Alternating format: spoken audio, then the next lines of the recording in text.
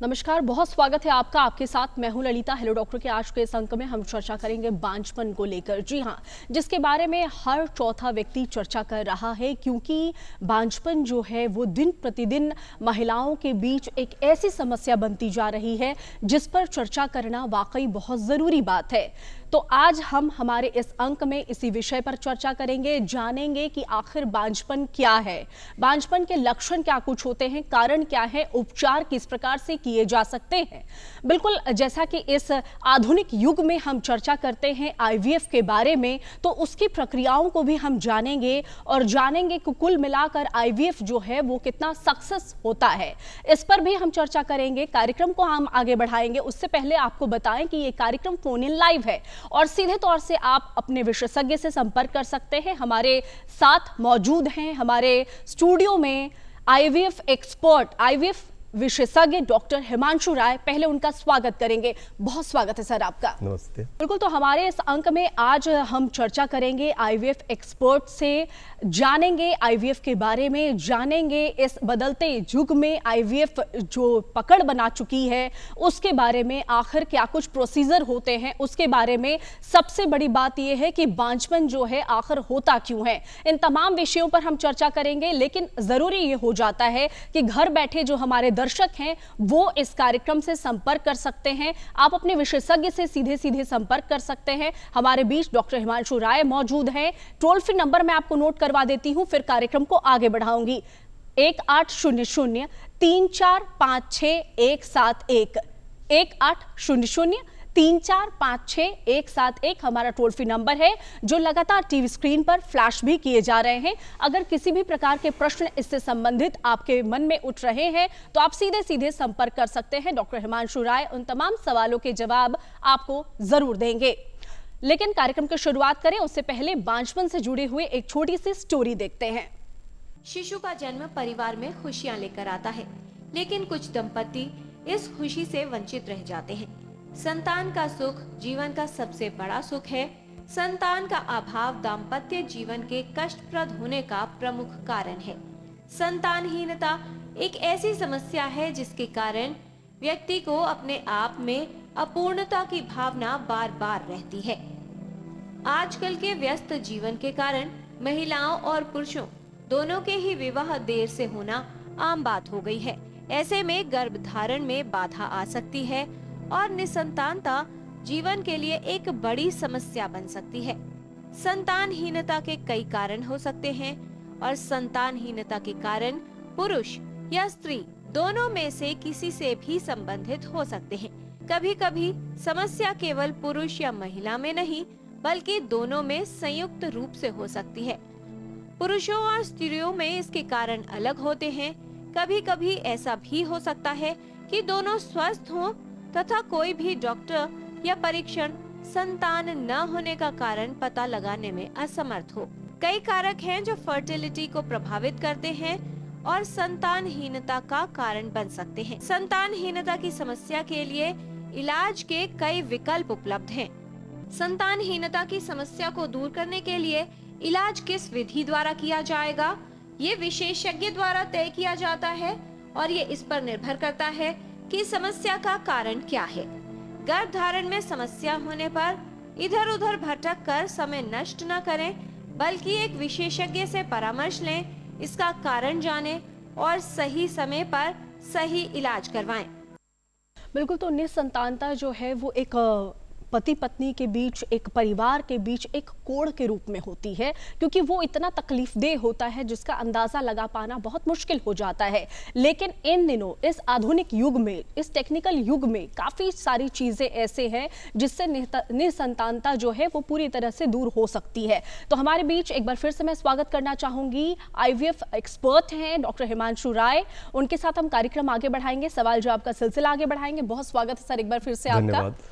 कार्यक्रम की हम शुरुआत करेंगे। सबसे पहले मैं ये जानना चाहूंगी, जैसा कि हमने स्टोरी के माध्यम से भी देखा कि निसंतानता जो है वो बहुत बड़ी चीज़ हो जाती है, और आप जैसे डॉक्टर्स को, या यूं कहें कि निसंतानता खत्म हो सकती है, इसे लेकर आप जैसे डॉक्टर्स को सैल्यूट करने की भी बात होती है।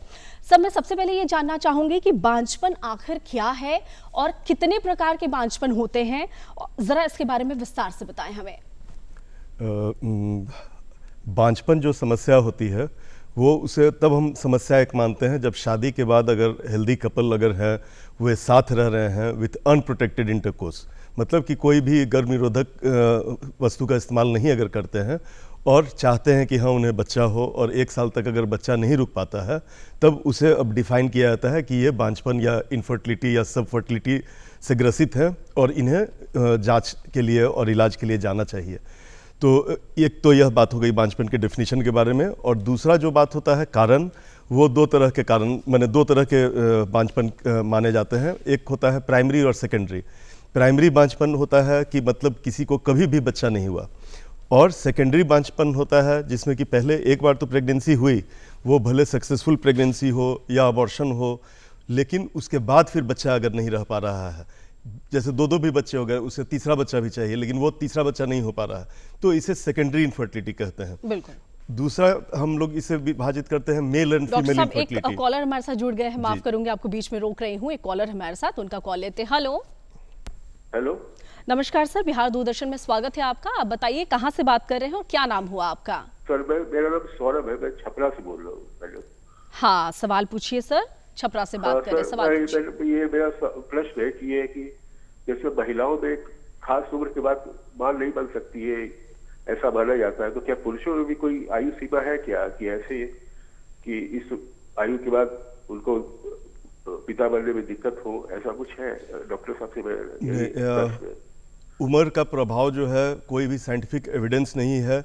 किसी भी उम्र के जो पुरुष होते हैं वे पिता बन सकते हैं, लेकिन जो एक ART लॉ आया है, हम लोगों को उसमें एक इसमें बाधा आ रही है कि नया ART लॉ जो पास हुआ है पिछले साल, उसमें अगर हम लोग IVF या IUI जैसे प्रोसीडियर्स का इस्तेमाल करते हैं, उसमें 55 साल से ज़्यादा उम्र के जो पुरुष होते हैं उन्हें ये टेक्निक्स नहीं अलाउड है, तो नेचुरली वो लोग पिता बन सकते हैं और साइंटिफिक कोई एविडेंस भी नहीं है कि उसमें कोई खराबी है। हालांकि कुछ लोगों का मानना है कि ऐसे जब पिता की उम्र बहुत ज़्यादा है तो बच्चे में बिहेवियरल प्रॉब्लम होता है, लेकिन ये अभी प्रूवन नहीं है, तो ऐसा कोई भी किसी भी उम्र के पुरुष जो है वो पिता बन सकते हैं। बिल्कुल, तो इसी तरह के सवाल जवाब के लिए हम यहाँ पर हमारे खास एक्सपर्ट्स को बुलाते हैं, ताकि जो भी आपके घर बैठी परेशानी हो उसे आप सीधे सीधे साझा कर सकते हैं। तो आज हमारे साथ डॉक्टर हिमांशु राय मौजूद हैं, IVF के एक्सपर्ट हैं, और आप उनसे सीधे जुड़ सकते हैं, सवाल पूछ सकते हैं, जो भी प्रश्न आपके मन में उठ रहे हैं, किसी तरह की कोई परेशानी है। टोल फ्री नंबर एक बार फिर से नोट करवा देती हूँ, 1800-3456-171। जी हाँ, ये टोल फ्री नंबर लगातार फ्लैश भी किए जा रहे हैं ताकि आप हमसे संपर्क कर सकते हैं।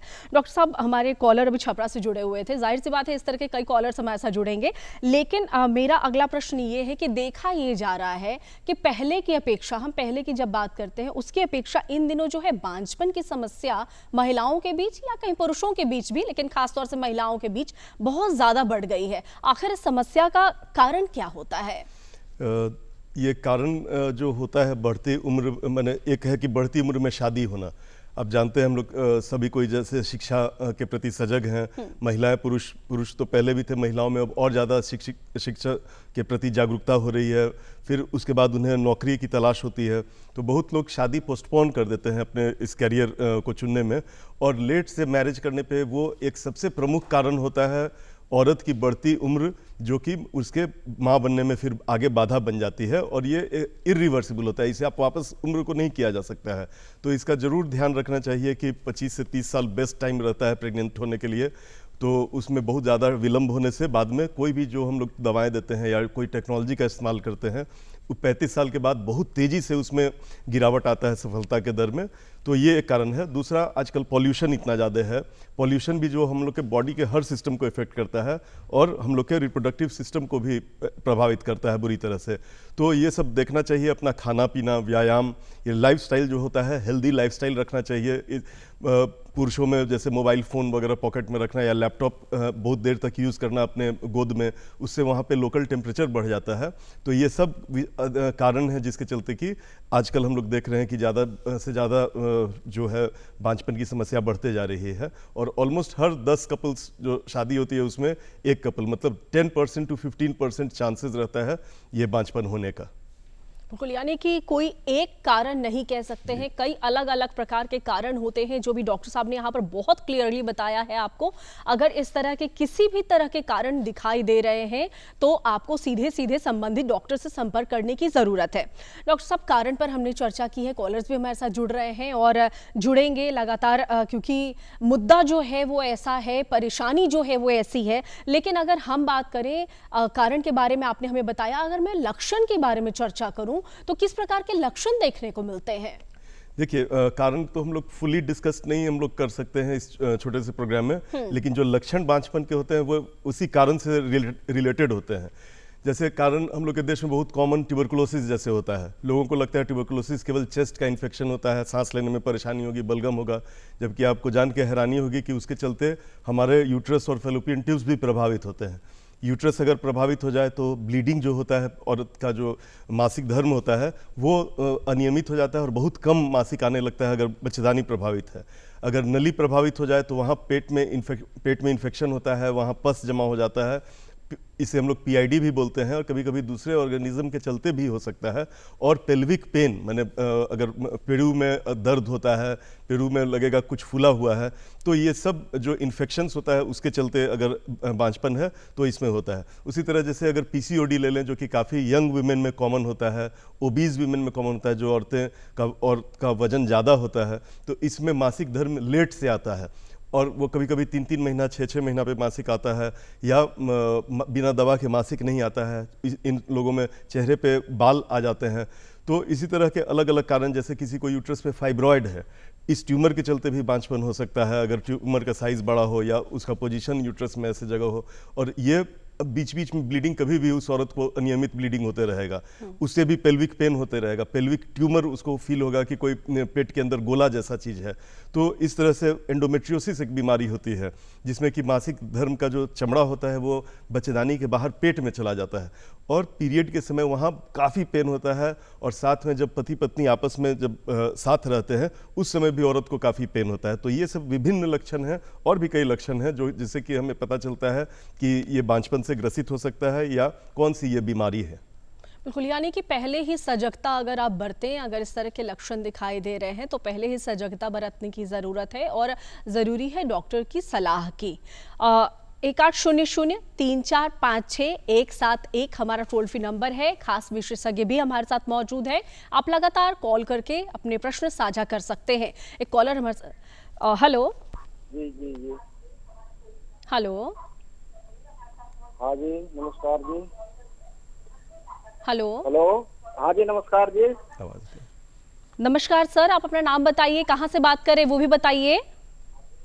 कोकिंदर बोल रहा जी, मुजफ्फरनगर से। बिल्कुल सर, आपकी आवाज हम तक नहीं पहुंच पा रही है, एक बार दोबारा से जरा आप प्रश्न रिपीट करें। कोकिंदर बोल रहा जी, मुजफ्फरनगर से।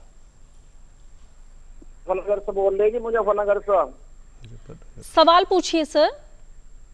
सवाल ये है जी, हमारा जो वाइफ का जो लड़के तो सही हो, लड़के अपाहिज पैदा हो और जो मतलब लड़की है वे सही रहे, तो ऐसा क्या कारण हो रहा जी? हो फिर से क्वेश्चन दोहराइए। मुजफ्फरनगर से आप बात कर रहे हैं? जी जी हाँ जी। आवाज नहीं आ रही जी, आपकी पत्नी से संबंधित परेशानी है? बच्चे से संबंधित, लड़का लड़की का। लड़का हमारा अपाहिज पैदा है, जो लड़के होते हैं और जो लड़की होती है वे सही रहती है जी।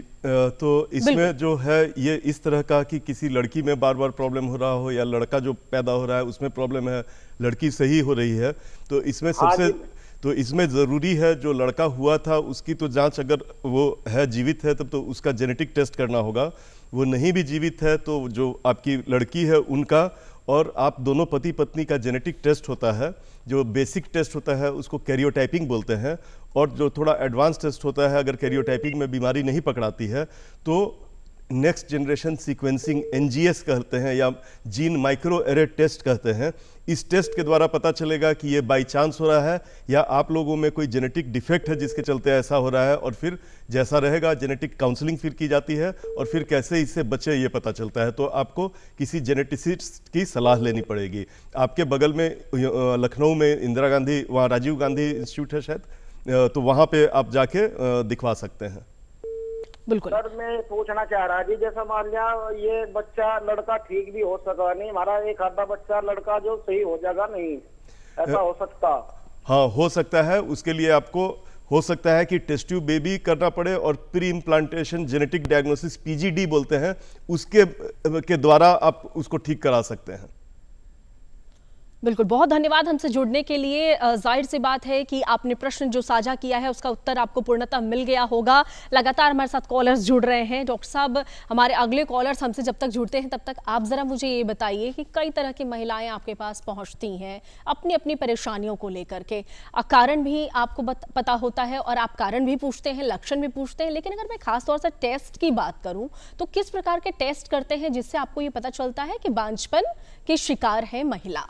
देखिए, बांझपन के बारे में हम लोग को जो डायग्नोसिस करना रहता है कि किस क्या कारण है, बहुत मिनिमम बेसिक 3-4 टेस्ट से ही ऑलमोस्ट 90% केसेस में पता चल जाता है। और पहली जांच तो हम लोग पुरुष की करते हैं, भले वो कितना भी स्वस्थ हो, उसका कुछ भी हिस्ट्री हो, फर्टिलिटी का हिस्ट्री हो, हस्बैंड के सीमेन के टेस्ट सबसे पहले ज़रूरी है, ताकि 50% हम लोग जो अपना डायग्नोसिस एक सिंपल टेस्ट से रूल आउट कर सकते हैं। अगर पुरुष का ठीक निकलता है स्पर्म, तब फिर औरत की बाकी जांच की जाती है, जिसमें सबसे बेसिक टेस्ट होता है ओव्यूलेशन टेस्ट की, उसे एग्स बन रहे हैं कि नहीं ठीक से, उसका अगर मासिक धर्म अनियमित है तो बाकी भी दूसरे हार्मोन्स होते हैं, उसकी हम लोग जांच करते हैं। और जो तीसरा इंपॉर्टेंट टेस्ट होता है जिसे बेसिक टेस्ट ऑफ इनफर्टिलिटी कहते हैं, वो होती है ट्यूब की जांच और बच्चेदानी की जांच। ये अल्ट्रासाउंड के द्वारा या एक्सरे के द्वारा, जिसे एचएसजी कहते हैं, इस एक्सरे के द्वारा हमें पूरे यूट्रस की अंदर की बनावट, उसके ट्यूब्स की बनावट और अल्ट्रासाउंड से उसके बाहरी भी बनावट, कोई फाइब्रॉयड है कि नहीं, एंडोमेट्रियोसिस है कि नहीं, ये तमाम तरह की जो दिक्कतें होती हैं, सो 90% केसेस बस इस 3-4 टेस्ट से हम लोग को पता चल जाता है। बिल्कुल।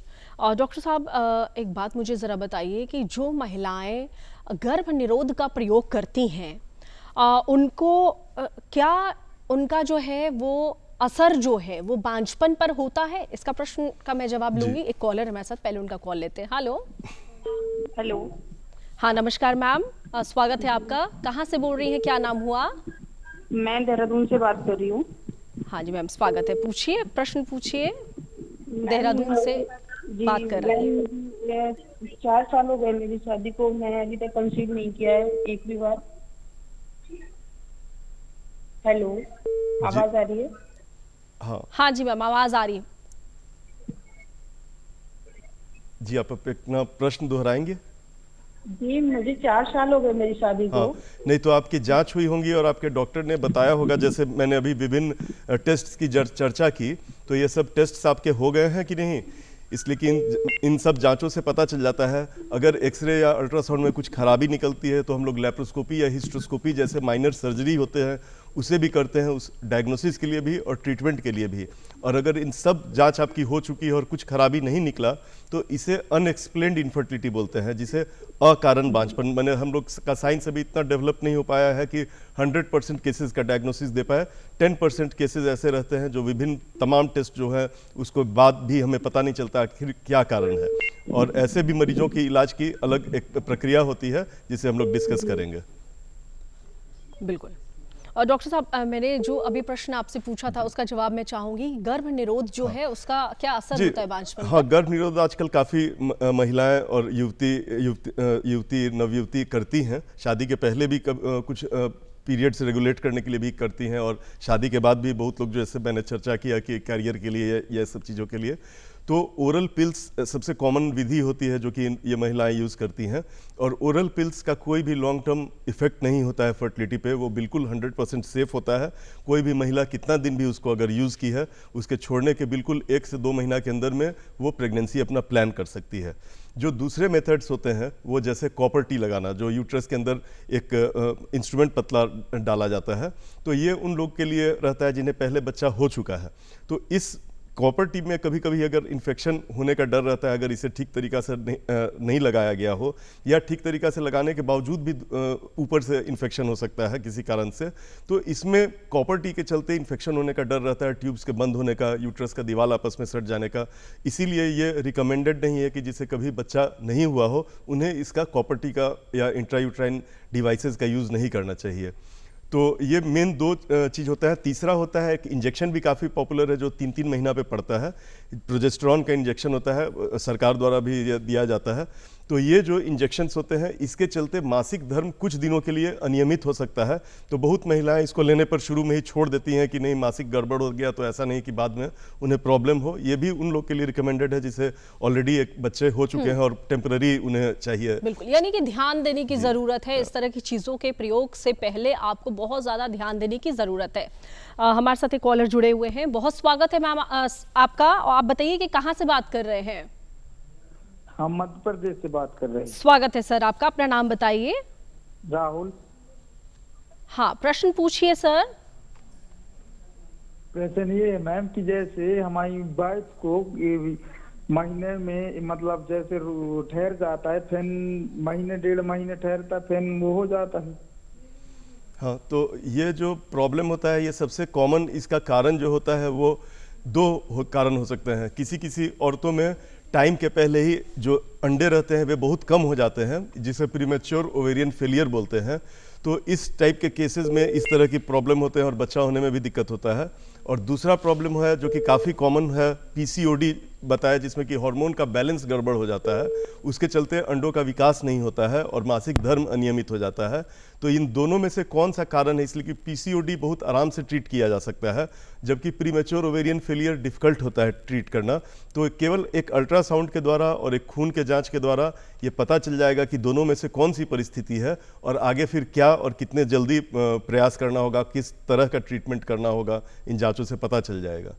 बिल्कुल, तो जैसा कि समय हमारे पास काफ़ी कम बचा हुआ है, देहरादून है, छपरा, मुजफ्फरनगर और मध्य प्रदेश से हमारे कॉलर्स लगातार जुड़ रहे हैं। आप भी हमसे संपर्क कर सकते हैं, अपने प्रश्न को साझा कर सकते हैं।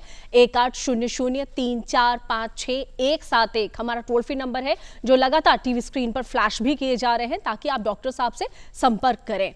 और डॉक्टर साहब, हमने कारण पर चर्चा की, लक्षण पर चर्चा की, उन विषयों पर भी चर्चा की जिससे महिलाओं को नुकसान हो सकता है और भविष्य में बांझपन भी हो सकता है। लेकिन अगर मैं उपचार की बात करूं तो उपचार क्या है? जी, उपचार सीधा इस पे निर्भर करेगा कि कारण बांझपन का क्या है। जैसे जैसे हमें कारण पता चल जाता है वैसे वैसे हम लोग उस सीधे कारण का उपचार करते हैं। जैसे किसी को अगर यूट्रस में गांठ है तो उस गांठ को सर्जरी के द्वारा हटा देना। किसी को अगर मासिक अनियमितता है तो हम लोग को पता चल जाता है कि जांच के बाद कि अगर पीसीओडी है तो उन्हें एग्स कैसे बने इसके लिए दवाएं दी जाती हैं। तो इसी तरह से किसी का अगर ट्यूब्स में कोई प्रॉब्लम है तो उसे सर्जरी के द्वारा हम लोग प्रयास करते हैं कि अगर छोटा मोटी दिक्कत है तो उसे सर्जरी के द्वारा ठीक कर सकें। एंडोमेट्रियोसिस है, उसमें भी सर्जरी और दवाएं कभी कभी कारगर होती हैं। सर्जरी अगर सिस्ट बन गया है, चॉकलेट सिस्ट बन गया है या दूसरे ओवरीज में सिस्ट बने हुए हैं, यूट्रस के अंदर पॉलिप है, तो इन सब का इलाज हम लोग सर्जरी के द्वारा करते हैं। और बाकी जो केसेस रहते हैं जिनमें हमने कारण नहीं पता चल पाता है, उसमें हम लोग ओव्यूलेशन इंडक्शन, मतलब एग्स ज़्यादा संख्या में बने, इसके लिए दवाएं देते हैं। कब एग रप्चर करने वाला है ये अल्ट्रासाउंड के द्वारा हम लोग डिटरमाइन कर लेते हैं और उसे टाइम भी कर सकते हैं, ताकि पति पत्नी अगर 1-2 दिन भी साथ रहें तो वो पूरे महीने भर साथ रहने के बराबर हो जाता है। इसे टाइम्ड इंटरकोर्स बोलते हैं। तो ये सब विभिन्न मेथड्स हैं जो कि सिंपल जो डिजीज़ है उसमें हम लोग यूज़ करते हैं। और अगर डिफ़िकल्ट अगर होता है ट्रीट करना कि ट्यूब्स बिल्कुल ब्लॉक हैं, तो इस टाइप के केसेस में हम लोग वेरियस ART टेक्निक, मतलब आर्टिफिशियल रिप्रोडक्टिव टेक्निक, जिसका इस्तेमाल करते हैं। और ये तब कहते हैं जब हम लोग पुरुष या स्त्री के गैमीट्स, मतलब शुक्राणु या अंडाणु को बॉडी से बाहर अगर निकाल के करते हैं तो इसे ART बोलते हैं, असिस्टेड रिप्रोडक्टिव टेक्निक, जिसमें IUI, IVF और ICSI मेथड शामिल हैं। बिल्कुल। एक कॉलर हमारे साथ जुड़ी हुई हैं, देहरादून से ज्योति हमारे साथ जुड़ी हुई हैं। बहुत स्वागत है मैम आपका, सवाल पूछिए डॉक्टर साहब से।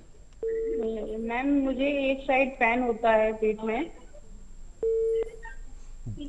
जी, तो पेन का बहुत सारा कारण होता है। उसके लिए आपको जाके डॉक्टर से मिलना होगा, वो आपका एग्जामिनेशन करेंगे, देखेंगे कि और कोई होता है कि जो हमारा साइकिल है 30 डेज का, उसमें हमारे 15 डेज के बाद से एक साइड पेन होने शुरू हो जाता है।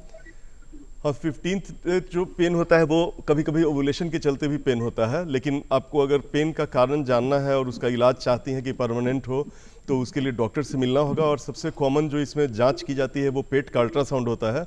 कि आपका गर्भाशय रिलेटेड ये है कि पेट में दूसरी भी बहुत सारी बीमारी होती है जिसे नज़रअंदाज नहीं करना चाहिए, नहीं तो भविष्य में कोई खतरनाक बीमारी भी होने का डर रहता है। तो ये सब बीमारी ऐसी होती है जिसे जाके कभी कभी साधारण यूटीआई जैसे है, यूरिनरी ट्रैक्ट इन्फेक्शन के चलते भी, पेट में अगर कीड़ा है, आपके कृमि है इंटेस्टिन में, उसके चलते भी छोटी, जो कि बहुत एक टैबलेट से ठीक हो जाता है। तो आपको डॉक्टर के पास जाके अपना फिजिकल चेकअप, अल्ट्रासाउंड, यूरिन का एग्जामिनेशन और स्टूल का एग्जामिनेशन कराना होगा, तब पता चलेगा और इलाज किया जाएगा। बिल्कुल डॉक्टर साहब, हमारे पास सवाल अब बिल्कुल लेने का समय नहीं है, अब हमारे पास बातचीत का भी समय नहीं, लेकिन आखिरी एक आपसे प्रश्न, सलाह क्या देना चाहेंगे आप महिलाओं को, बहुत कम शब्दों में? जी, महिलाओं को मैं ये सलाह देना चाहूँगा कि आप लोग बहुत ज़्यादा प्रेगनेंसी को डिले नहीं कीजिए, और शादी होने के बाद ट्राई जब प्रेगनेंसी के लिए करते हैं तो अगर साल 2 साल में नहीं होता है तो इलाज भी विलंब नहीं कीजिए। बहुत सारी ऐसी बीमारियां होती हैं आजकल हम लोग देख रहे हैं, बहुत जल्दी से ओवेरियन हम लोग का रिजर्व जो है वो कम हो रहा है, तो बहुत डिले नहीं करना चाहिए। और ट्रीटमेंट भी ऐसा नहीं कि बस डॉक्टर बदल बदल के एक ही दवा दूसरे नाम से हम लोग 6 डॉक्टर के पास जाते हैं। 3 से 6 महीने में अगर दवाओं से इलाज नहीं होता है तो हमें आर्टिफिशियल रिप्रोडक्टिव टेक्निक्स का सहायता लेना चाहिए, जिससे कि काफ़ी डिफिकल्ट केसेस में भी प्रेगनेंसी काफ़ी आसानी से हो सकती है। बिल्कुल। तो जैसा कि डॉक्टर साहब ने यहाँ पर बहुत अच्छी सलाह दी है, उनका साफ तौर से कहना है कि बच्चा करने में देरी नहीं करनी चाहिए, डॉक्टर्स के बदलाव की ज़रूरत नहीं है, एक जगह स्थिरता की ज़रूरत है। डॉक्टर साहब ने कई अहम विषयों पर आपको जानकारी दी है। डॉक्टर साहब, आप हमारे स्टूडियो में आए, हमारे दर्शकों को और हमें इतनी ढेर सारी जानकारी दी, इसके लिए आपको बहुत बहुत धन्यवाद। थैंक यू, अब मुझे बुलाने के लिए मैं आभार। Thank you. बिल्कुल, तो आज के इस अंक में फिलहाल इतना ही। आप बने रहें बिहार दूरदर्शन के साथ, मुझे दीजिए इजाज़त, नमस्कार।